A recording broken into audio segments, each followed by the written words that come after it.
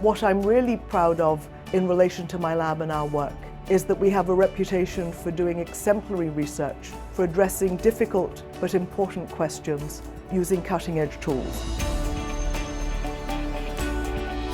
Hey John, so how's the analysis going? This is the MIRFT. Yeah. Oh wow. My name is Kat Hadjantonakis and I'm chair of the Developmental Biology program at the Sloan Kettering Institute.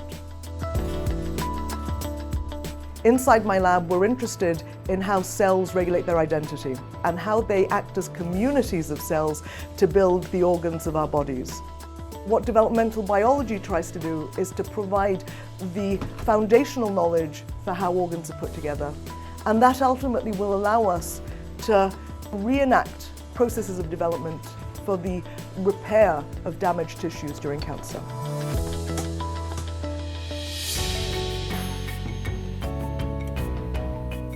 Members of my lab tell me that what they like about being here is the freedom they get to establish their own scientific identity.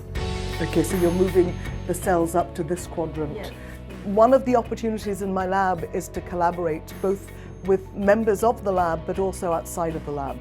And at the moment we have ongoing external collaborations with computational biologists, with physicists, and also with mathematical modelers.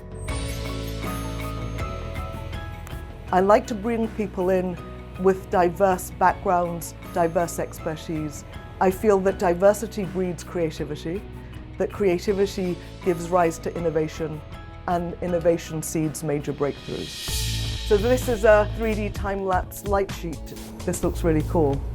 Ultimately, the way science is moving forward, it's collaborative, it's multidisciplinary, and I think both our successes and our failures move us forward in terms of trying to tackle some of the big picture questions that we're addressing.